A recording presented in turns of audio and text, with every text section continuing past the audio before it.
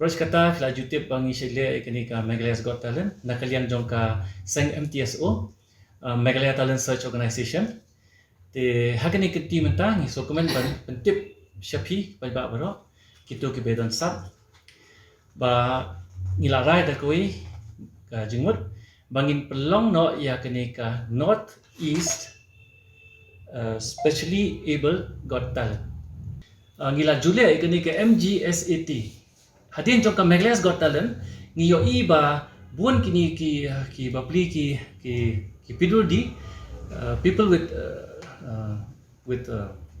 disabilities ki wan banjishim benta hapo Meghalaya's Got Talent te hadin jong ka season 1 ngi perkhat ba ngatrai kan bahal lada ngile ya ka special competition jong ka Meghalaya namenta jong ki people with disabilities kajing thumu kalong ban encourage ban I'm in same ya ki talent nama hap ngilap ba haki people with disabilities they have got special talents and haka MGSAT season 1 ngilap ba kidon ki painters kidon ki dancers kiba mi osno kashkon where they can dance to the beat and the rhythm just by the instinct you can say, and they are very talented.